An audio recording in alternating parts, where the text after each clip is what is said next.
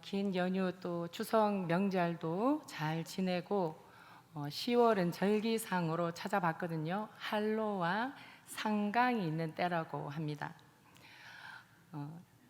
한로는 찬 이슬이 내린다는 뜻으로 가을이 깊어가며 아침 저녁으로 서늘한 기운이 더해지고 이슬마저 차갑게 맺히는 시기가 한로라고 합니다.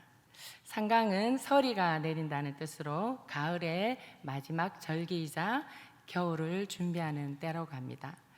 유다인들에게도 많은 절기가 있었습니다. 유다인들은 1년 중 중요한 절기를 지낼 때마다 특별한 말씀을 읽으면서 지냈습니다. 그것을 메길로트라고 말합니다. 5개의 축제 두루마리라고도 부르는 이 메길로트, 그 안에는 우리가 잘 알고 있는 또 모르는 분들은 한번 새기시기 바랍니다. 룻기, 아가, 전도서, 예레미야, 애가, 그리고 에스더가 들어있습니다. 6월절 절기에는 아가서를 읽었고 또 초막절에는 전도서를 읽었습니다. 또 예루살렘이 멸망한 날을 기념하면서 예레미야 애가를 읽으며 눈물로 회개하는 시간을 가졌고, 또 바사조 페르시아 시대에 유다인들의 학살의 위기에서 이제 건진받은 구원받은 이 불임절에는 에스더서를 읽었다고 합니다. 그리고 오늘 우리가 함께 나눌 본문인 룻기는 보리수확 절기인 오순절에 읽었습니다. 아마도 밭에서 이삭을 줍는 룻의 모습이 아마 눈에 선하게 그려졌기 때문이었을 겁니다. 그래서 이 유다인들에게 룻기는 단순한 한 여인의 이야기가 아니라 하나님의 은혜와 구속의 역사를 보여주는 절기 말씀으로 읽혔던 것입니다. 룻기서는요, 문학적으로 봐도 굉장히 짜임새가 있고 또 인물들의 성격도 굉장히 뚜렷하게 드러나고 이야기도 참 재밌고 정교하게 짜여 있었습니다. 잘 아는 이야기지만 짧은 우리 룻기서의 이야기 속으로 한번 먼저 들어가 보겠습니다.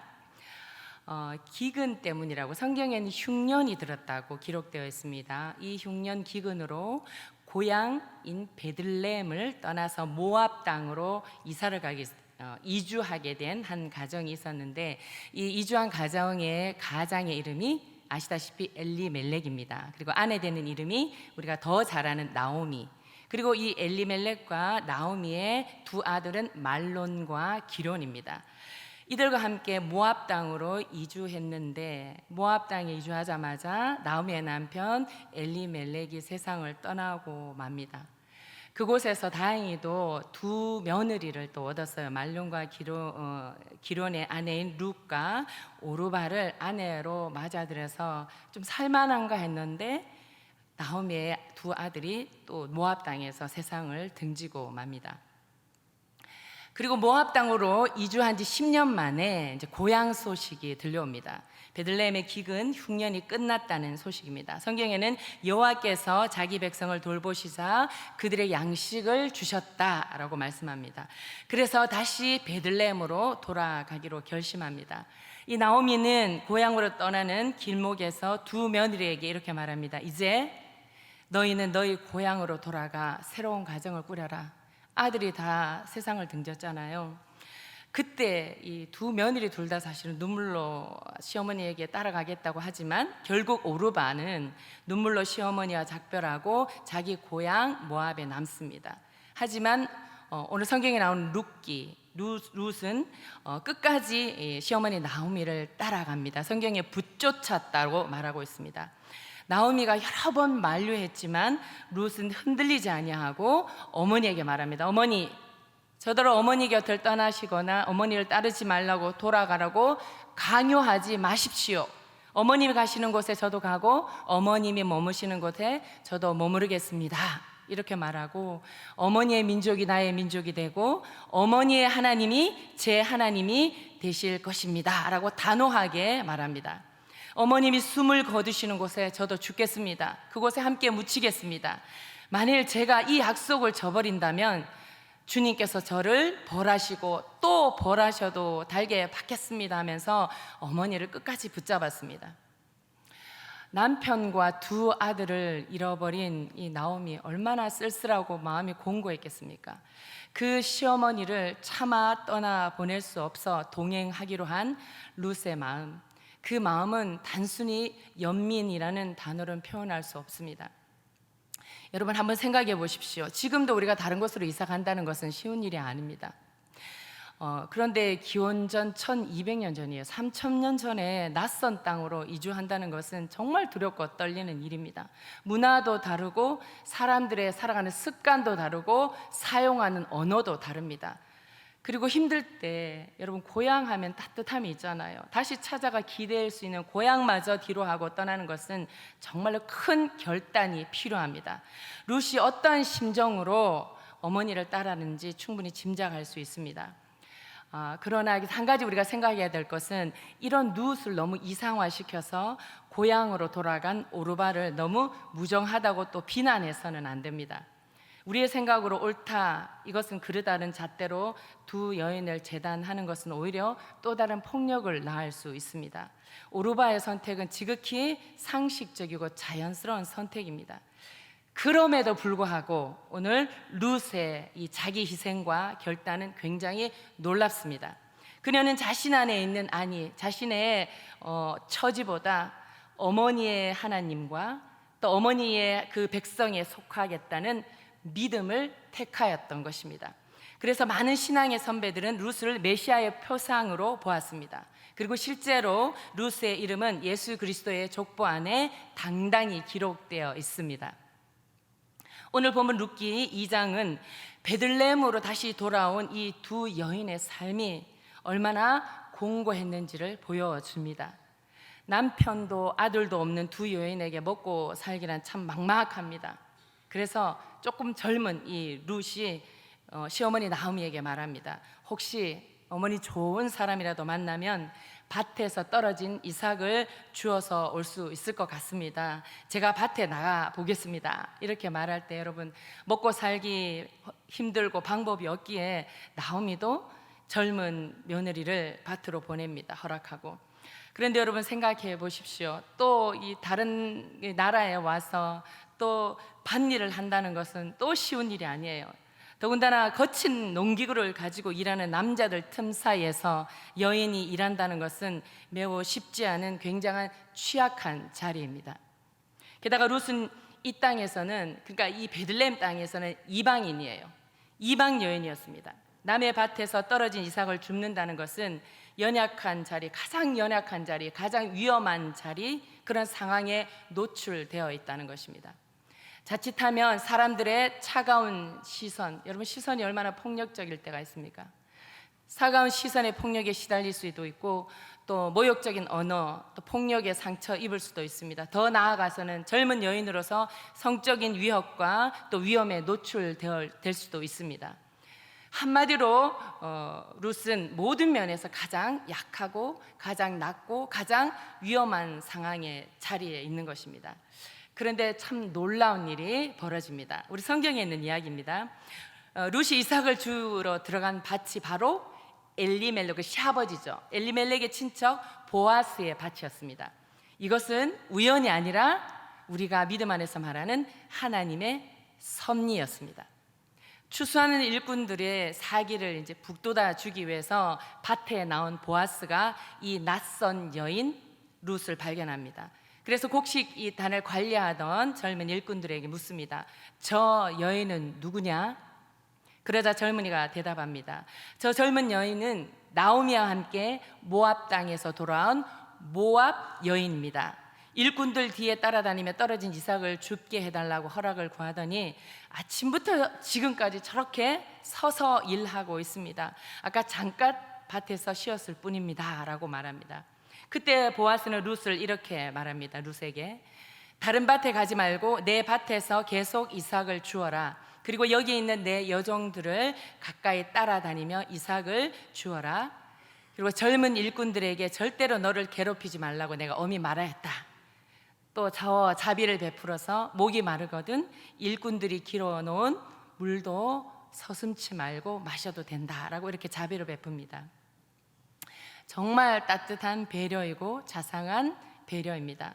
이렇게 감동한 룻은 땅에 바짝 엎드려서 절하며 이렇게 묻습니다. 저 같은 이방 여인을 왜 이리도 따뜻하게 돌보아 주십니까? 그러자 보아스가 대답합니다. 내가 남편을 잃고도 시어머니를 위해 얼마나 많은 일을 했는지 내가 다 알고 있다. 이제 내가 이스라엘의 하나님 주님의 날개 아래로 피하러 온 것이니 그분께서 반드시 내게 넉넉히 갚아 주실 것이다 라고 룻기 2장 12절에 기록되어 있습니다. 여러분, 보아스가 룻을 이렇게 따뜻하게 돌보아 준 이유가 어디에 있을까요? 단순히 친척이어서요? 아니면 룻의 외모가 아름다워서요? 요 질문은 잠시 내려두고요, 우리 다른 데로 한번 눈길을 돌려보겠습니다. 사람들은 흔히 보아스를 말할 때 다윗의 증조 할아버지라는 사실을 강조합니다. 그래서 오벳을 낳고 그 아들이 이새이고 이새의 아들이 다윗이라고 마태복음에 기록되어 있지요. 그런데 정작 잘 주목하지 않는 사실이 하나 있는데, 바로 보아스가 여리고 성이 무너질 때 이스라엘을 도왔던 기생 라합의 아들이라는 사실입니다. 아시는 분은 잘 알고 계시죠? 여호수아서에 나오잖아요. 기생 라합이. 라합의 집은 여리고 성벽 위에 있었습니다. 성벽은 성 안과 성 밖의 경계입니다. 사실 그 자체가 라합의 신분을 상징하는 것일지도 모르겠습니다. 라합은 사실 성 안에서도 성 밖에도 속하지 못한 그런 사람입니다. 어디에도 온전히 자리 잡을 수 없는 경계에 서 있는 여인, 경계에 서 있는 사람입니다. 위계 질서가 뚜렷했던 성 안의 세계에서 약자들은 늘 무시당하고 짓밟히기 일쑤였습니다. 라합은 누구보다도 그 불의한 그 모든 사실이 불의한 질서임을 잘 알고 있었습니다. 그래서 목숨을 걸고 이스라엘의 정탐꾼을 살려 주었습니다. 여리고 성 안의 사람들 입장에서 보면 라합은 분명히 배신자입니다. 그러나 라합은 불의한 질서는 반드시 무너질 수밖에 없는 것을 직감한 사람입니다. 우리는 알게 모르게 늘 길들여진 익숙해진 관습이나 풍속의 지배를 받으며 살아갑니다. 사람들은 쉽게 내 편, 네 편을 나누고 경쟁 속에서 살아가는 것에 익숙합니다. 내 편이 하면은 무리한 반칙도 잘못된 것도 그냥 대충 넘어갑니다. 상대편이 하면 절대로 용납하지 않습니다. 이런 모습이 어디서 많이 본 것 같지 않습니까? 우리 주위에 너무나 많습니다. 여러분, 인간은 본능적으로 경계를 만들고 싶어 합니다. 어디까지가 나이고 어디까지가 남인지 구분하고 싶어 합니다. 그래서 우리는 나라를 만들고 인종과 종교, 문화를 나누기도 합니다. 이러한 경계는 때로는 우리를 보호하기도 합니다. 보호하는 역할도 하지만 그 안에 함몰되고 갇혀버릴 위험성이 있습니다. 우리와 그들을 나누기 시작하면 우리가 사람들은 낯설고 무섭고 때로는 적처럼 느껴지기도 합니다. 그렇게 마음속에 벽이 생기고 그 벽이 점점 높아지면 결국은요, 미움과 폭력으로 이어집니다. 하지만 라합은 달랐습니다. 그 당시 사람들은 세상을 높은 사람, 낮은 사람, 지배하는 사람, 지배받는 사람으로 나눠지는 게 당연하다는 것이 그들의 질서였습니다. 그러나 라합은 그런 불공평한 세상이 옳지 않다는 것을 마음속으로 느꼈습니다. 그래서 어쩜 이런 생각을 했을지도 모르겠습니다. 모든 사람은 소중한 존재야. 누구나 존중받으며 살아가야 해. 어쩌면 하나님의 형상대로 지음받은 귀한 존재라는 걸 라합은 알았지 않을까요? 그는 사람들이 차별하지 않고 누구나 존엄하게 세상을 살아가는 삶을 꿈꿨던 것 같습니다.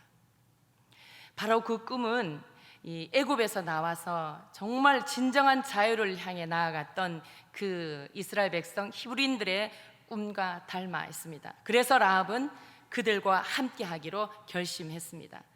자신의 삶을 걸고 하나님의 새로운 역사에 동참한 것입니다. 라합은 그 정탐꾼들, 그들을 단순히 숨겨준 여인이 아닙니다. 그들을 숨겨줌으로 그는 새로운 세상을 꿈꾸는 믿음의 사람이 되었습니다. 그리고 그 믿음은 하나님의 역사 속에 깊이 새겨지게 되었습니다. 아마도 보아스가 이런 태도를 보인 것은, 룻에게 한없는 따뜻한 자상과 배려를 보인 것은 어머니 라합에게서 배운 것이 아닐까 싶습니다. 보아스는 사람들이 만들어 놓은 이런 인위적인 경계 안에서 생각하지 않았습니다. 그는 룻이 시어머니 나오미의 고통 속으로 기꺼이 뛰어들은 그 선택을 귀하게 보았습니다. 그래서 그는 룻에 의지할 수 있는 사람, 룻의 비빌 언덕이 되어 주려고 했습니다. 여러분, 한대란 무엇입니까? 누군가에게 설 자리를 허락해 주는 것입니다. 상대의 아픔과 슬픔을 나의 것으로 받아들일 때 세상은 따뜻해지고 하나님 나라가 이루어지는 줄로 믿습니다. 사람들은 늘 남과 내가 어떻게 다른가에 온통 신경을 곤두대어 살 때가 참 많습니다. 젊은이들은 스펙 쌓기에 마음을 다 뺏기고, 또 기성 어른들, 나이 든 이들은 자기들만의 멋이나 지위를 보여주기 위해서 남들과 다른 물건을 찾고 사는데 신경을 쓰느라 온통 바쁩니다. 좋은 차, 더 평수를 넓혀는 집들, 남이 누리지 못하는 것을 누릴 때 일종의 쾌감을 느끼는 것이죠. 그것이 바로 여러분 타락한 세상의 속성이라고 합니다. 그러나 성도 여러분, 차이보다 더 중요한 사실이 있습니다. 그것은 우리가 모두 하나님 앞에 똑같은 한 인간이라는 사실입니다. 보아스는 이방 여인 룻을 아무 편견 없이 보았고 편견 없이 대했습니다. 편견 없이 받아들였습니다. 그는 룻을 하나님의 날개 그늘 아래 보호받으러 온 존재로 인정했고, 스스로 하나님의 날개가 되어 그 연약한 여인을 품고 돌보아 주었습니다. 성도 여러분, 사랑하는 우리 대구 7곳교회 권성 여러분, 또 오늘 주간 예배를 드리는 7, 8, 9 여전도 회원 여러분, 이 보아스가 품었던 이 마음 하나가 없으면 세상은 금세 메말라 버리고 차가워질 것입니다. 그러나 예수님이 꿈꾸셨던 하나님 나라는 지금 이 자리에서, 또 여러분이 성전으로 모일 때마다, 전도회로 모일 때마다 우리가 하나님 앞에서 모두가 한 인간이라는 것을 인정하고 주님 안에서 진정한 우정과 사랑을 나누며 서로를 위해 기도하고 보듬어 줄 때 하나님의 나라, 하나님 나라 안에 있는 새로운 질서가 우리에게 찾아올 줄로 믿습니다. 그것이 우리가 말하는 천국입니다. 하나님이 함께 계신다는 증거입니다.